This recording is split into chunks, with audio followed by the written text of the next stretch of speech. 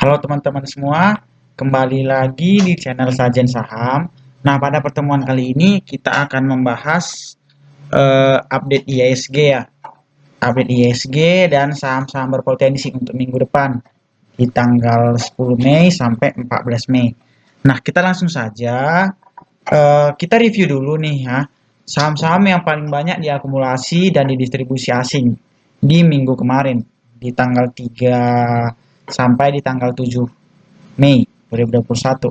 Nah, kita bisa lihat ya, saham yang paling banyak diakumulasi itu ada Tebik, BBCA, Telkom, nah dan seterusnya. Dan saham-saham yang paling banyak didistribusi itu ada Tower, INKP, SMGR, INTP. Kelihatan ya kemarin ya teman-teman ya, saham-sahamnya seperti ini, seperti Tebik kemarin naik hampir 30%.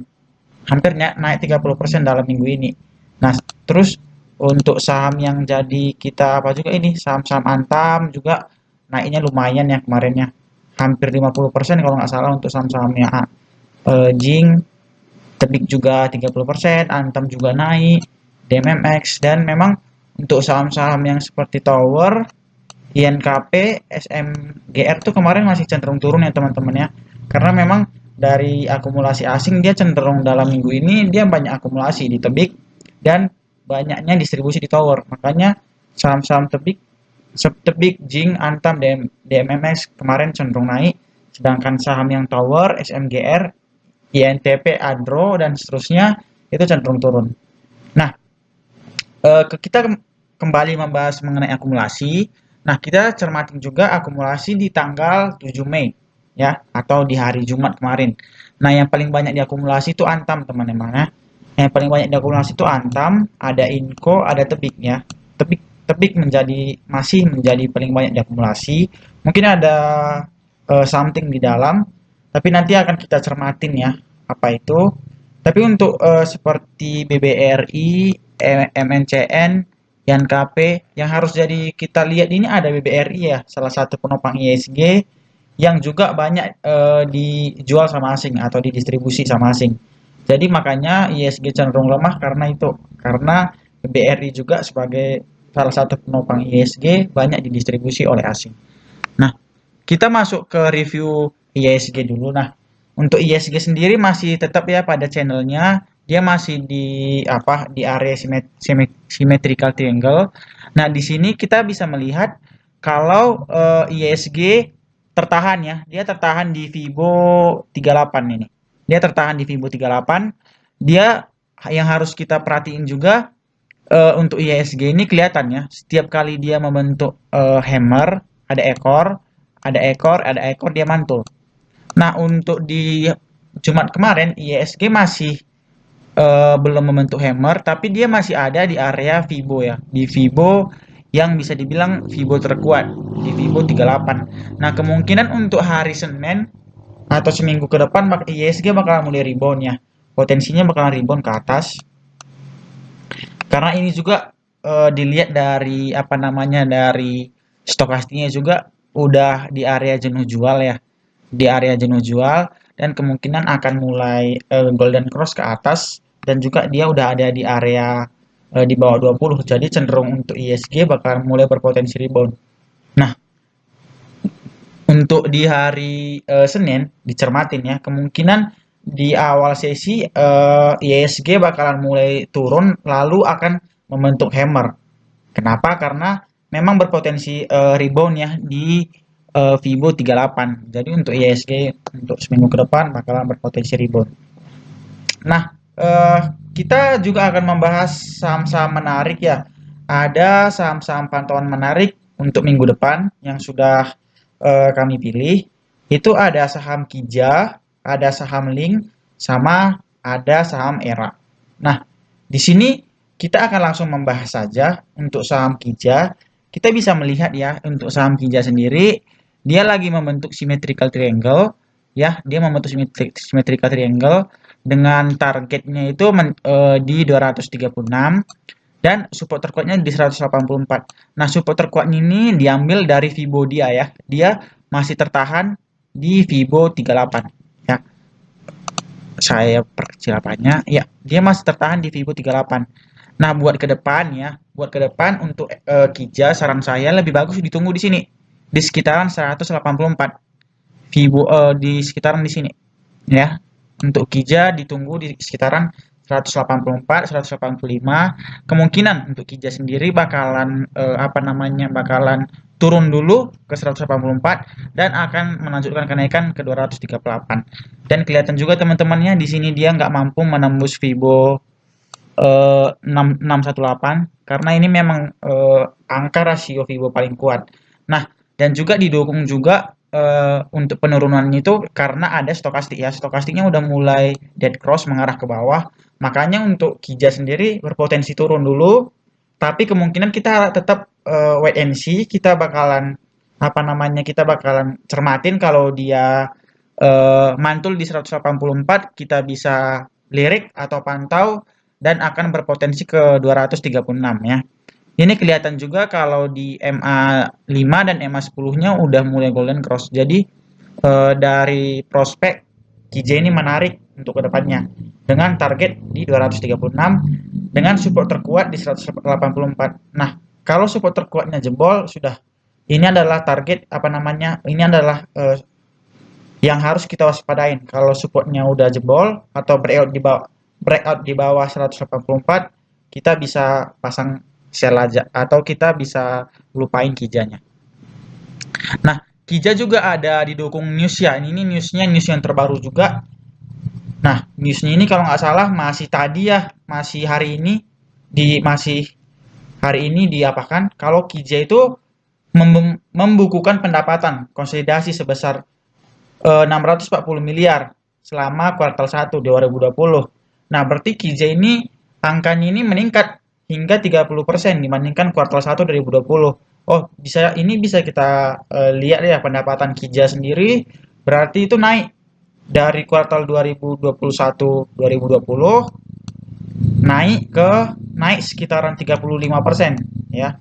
Jadi buat ke depan Kija memang menarik ya karena didukung sama technical juga ya, didukung sama technical dan juga didukung sama newsnya karena memang dari labanya dia meningkat di kuartal pertama 2021 nih, dan pendapatan dari infrastruktur meningkat juga 7%. 7% dari kuartal tahun lalu ya, dari kuartal 1 2020. Jadi untuk Kija buat ke depan bakalan menarik ya. Terus ada saham kedua nih ya, saham yang menarik juga ada saham Link ya.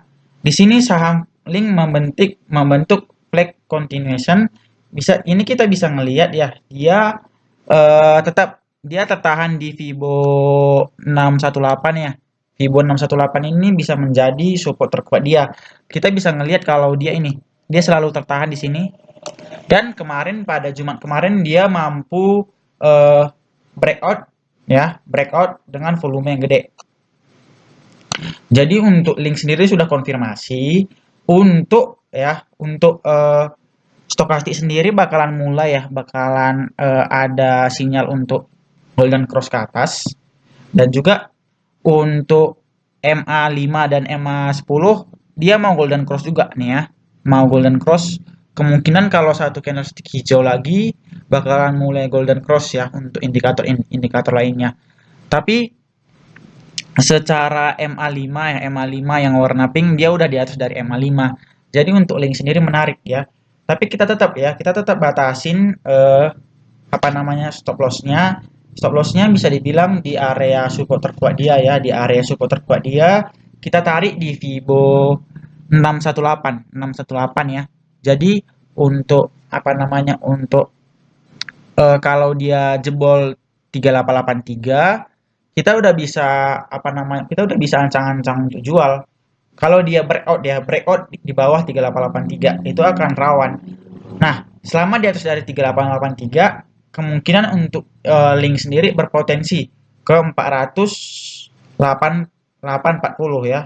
Ini lumayan gede ya risk rewardnya ya. Jadi untuk Kija sendiri wajib dipantau ya teman-teman, wajib dilirik untuk di hari Senin atau untuk minggu depan. Nah, untuk newsnya sendiri ya, link ini ada newsnya, ini kita bisa baca. Newsnya itu juga news terbaru ya. Kalau link itu kalau PT Link Net Tbk atau Link mengumumkan kemitraan strategis dengan Google Cloud untuk memenuhi kebutuhan perusahaan dan pelanggan.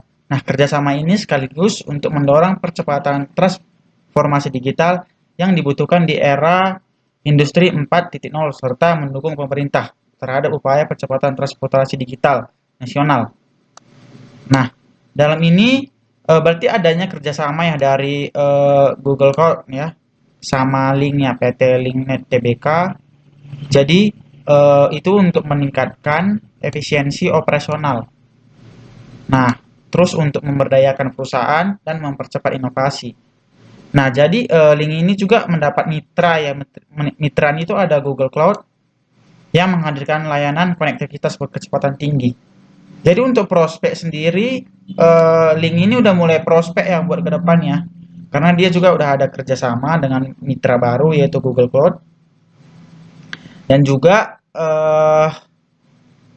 melalui akses langsung ke jaringan khusus platform Google Cloud dan jaringan privat Google di seluruh dunia.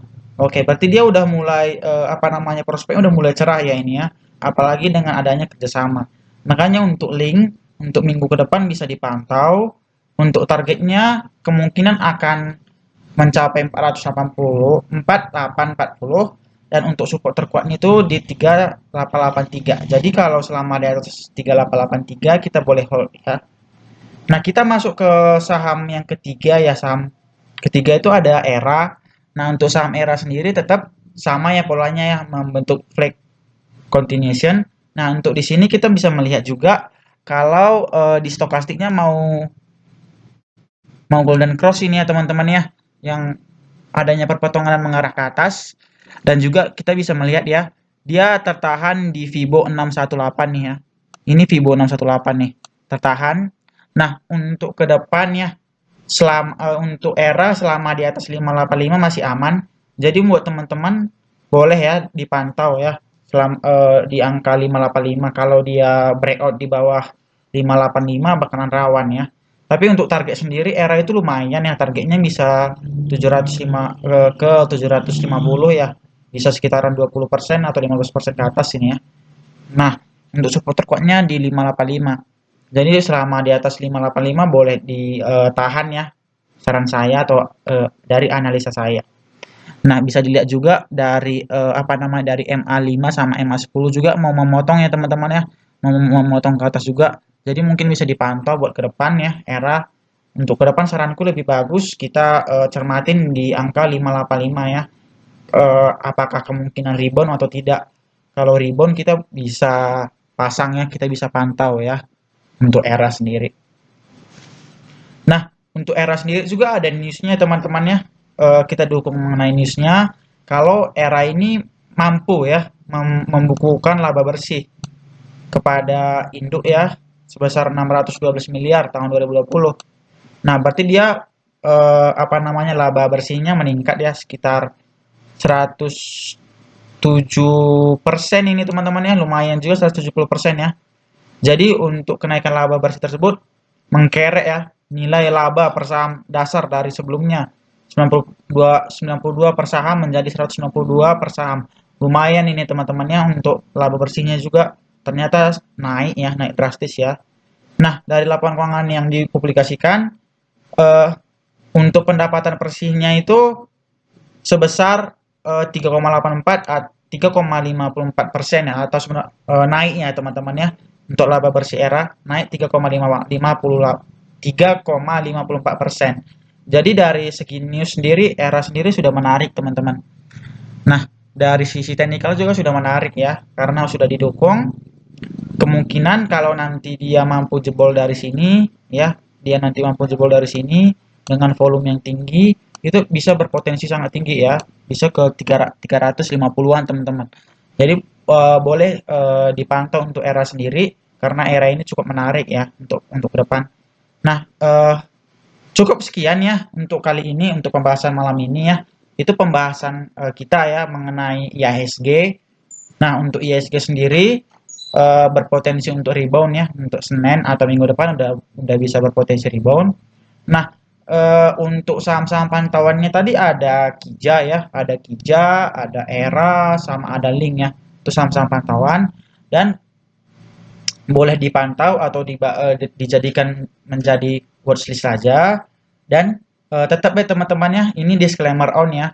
Semua analisa ataupun semua yang sudah kami infokan itu tidak apa ya teman-teman, tidak ajakan jual maupun beli ya. Ini hanyalah sebagai analisa. Jadi untuk ke depan kami tidak bertanggung jawab mengenai risiko apapun yang terjadi. Jadi untuk teman-teman silakan dianalisa ulang supaya teman-teman bisa lebih paham buat ke depannya. Nah, dan juga jangan lupa teman-teman ya di-follow YouTube-nya Sajen Saham ya. Ada di deskripsi nanti bisa di-follow dan juga kalau bisa teman-teman bisa follow juga Instagram Sajen Saham teman-teman ya.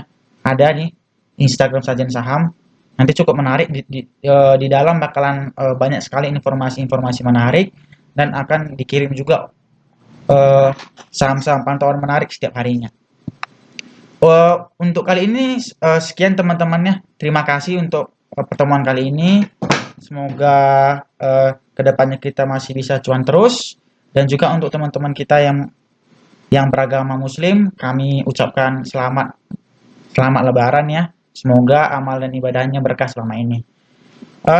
Saya rasa cukup. Terima kasih teman-teman.